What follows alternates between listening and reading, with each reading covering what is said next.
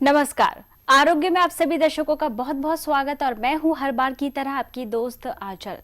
अब समय हो गया है आप सबकी सेहत के नाम, तो अब ये आधा घंटा आप सभी के नाम हो चुका है, तो बिल्कुल भी आप देर न कीजिए।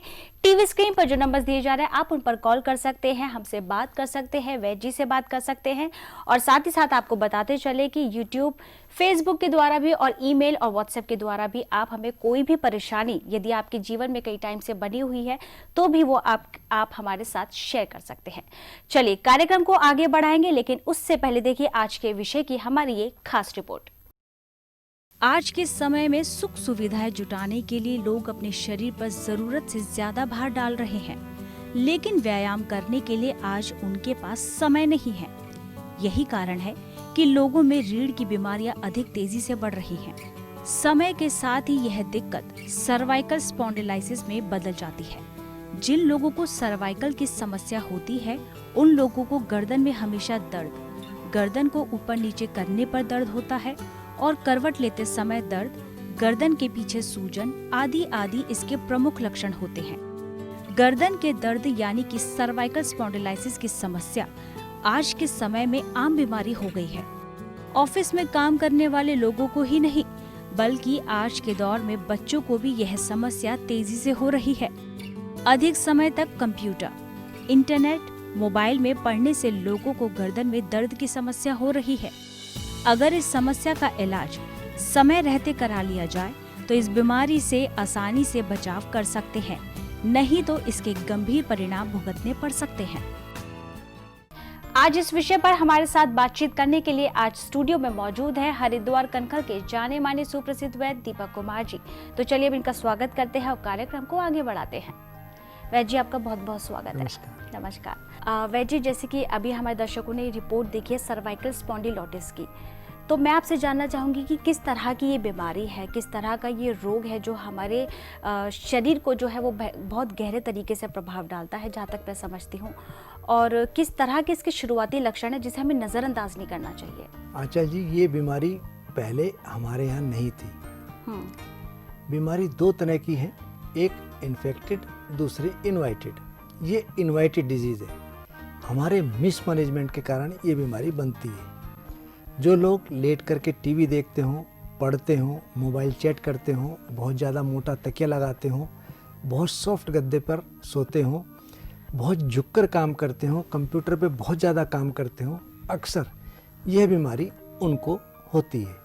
और पहले ये 30 साल की उम्र के बाद बीमारी क्लिक करती थी, लेकिन बड़े दुख की बात है अब यह बीमारी बच्चों को भी होने लगी, क्योंकि जितना उनका वजन होता है उससे ज़्यादा उनका बस्ता होता है।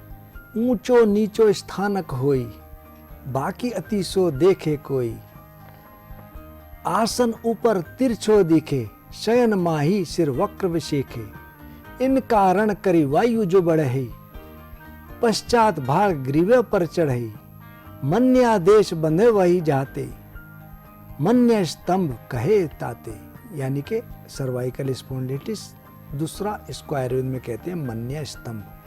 बहुत ज़्यादा ऊपर देखने से, नीचे देखने पर, या हमारा आसन गलत हो, जैसा मैंने अभी बताया, उस कारण से यह बीमारी क्लिक करती है। हमारी लंबर स्पाइन में 7 वर्टिब्रा होती हैं और 2 वर्टिब्रा स्लिप डिस्क द्वारा जुड़ती हैं।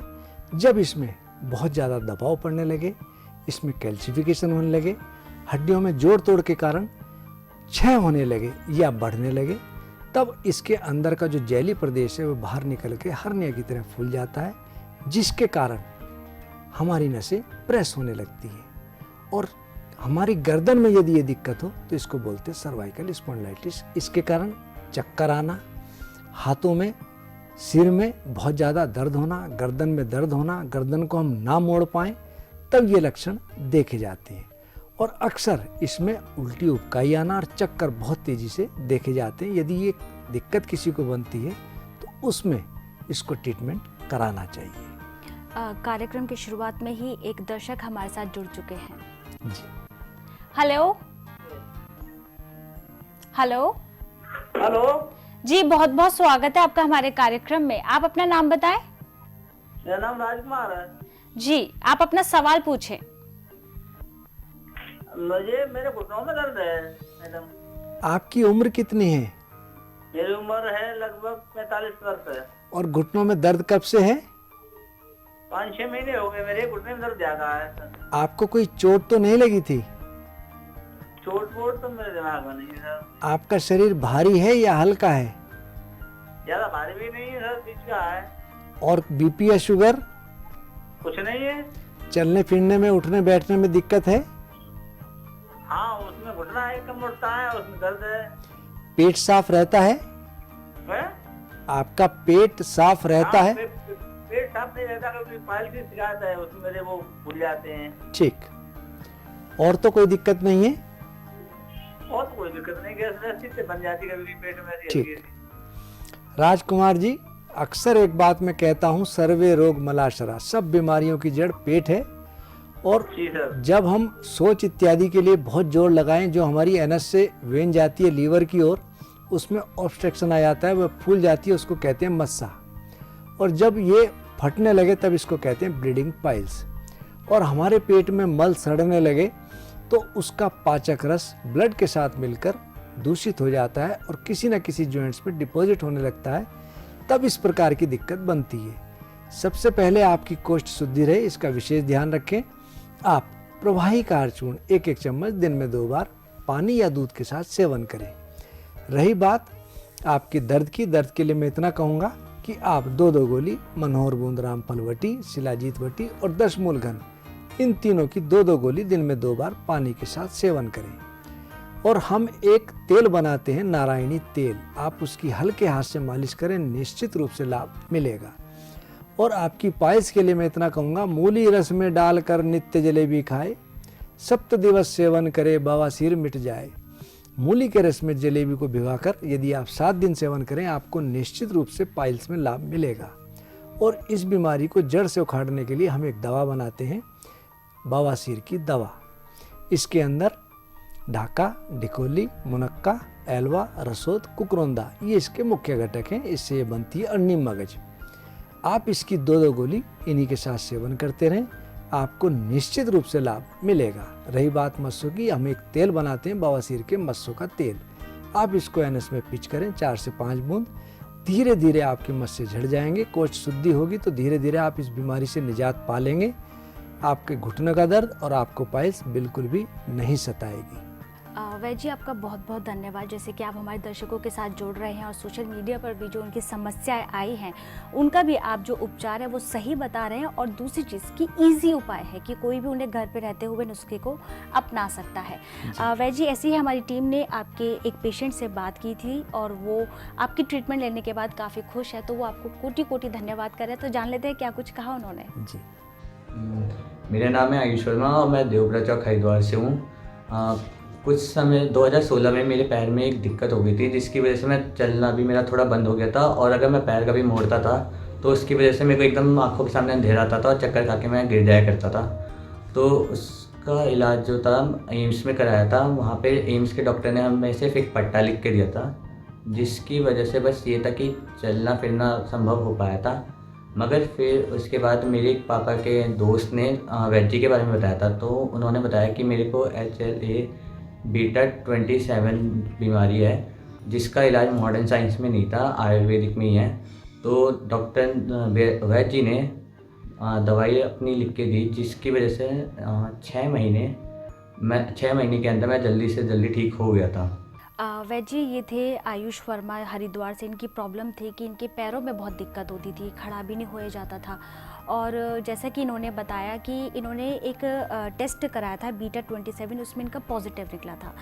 तो क्या इनको ऐसी और ज़्यादा बीमारी थी? और जब आपके साथ आपके कांटेक्ट में आए तो 6 महीने से आपका इलाज इन्होंने लिया और जिसके बाद अब ये बिल्कुल ठीक है। तो कैसा ट्रीटमेंट आपने इनको दिया?